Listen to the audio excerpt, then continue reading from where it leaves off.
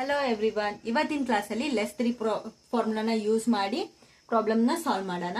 Less 3 is equals to add 2 less 5.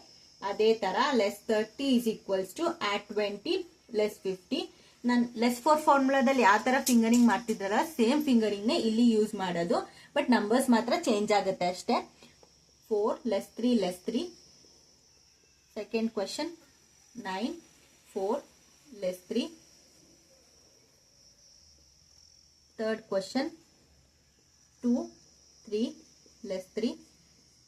Fourth question 7 less 3 1.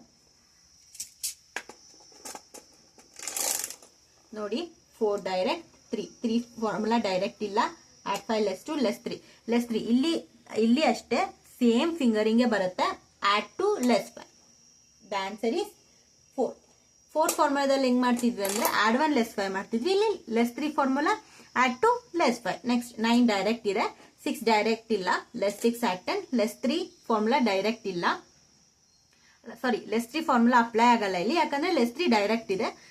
Formula direct ಇದ್ರೆ direct ಆಗಿ less ಮಾಡಬೇಕು, ಇಲ್ಲ ಅಂದ್ರೆ ಮಾತ್ರ ಫಾರ್ಮುಲಾ ಯೂಸ್ ಮಾಡ್ತೀನಿ. The answer is 10.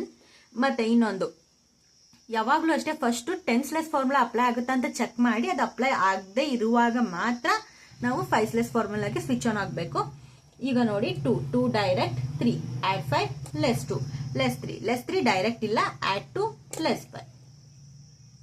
Next problems solve ಮಾಡುವಾಗ ನಿಮಗೆ ಎರಡು ಫಾರ್ಮುಲಾ ಅಟ್ ಎ ಟೈಮ್ ಬಂದಾಗ ಹೆಂಗ್ ಮಾಡೋದು ಏನು ಅಂತಾನು ಗೊತ್ತಾಗುತ್ತೆ. 7 direct less 3 add 2 less 5. 1 direct ಇಲ್ಲ, add 5 less 4. The answer is 5.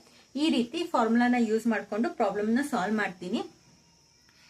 Formulas practice ಮಾಡಿದ್ರೆ ಮಾತ್ರ ಪ್ರಾಬ್ಲಮ್ ಸಾಲ್ವ್ ಮಾಡೋಕ್ಕಾಗುತ್ತೆ. ಸೊ ಪ್ರಾಬ್ಲಮ್ಸ್ನ ಪ್ರಾಕ್ಟೀಸ್ ಮಾಡಿ ಫಾರ್ಮುಲಾಸ್ನ ಕಲೀರಿ.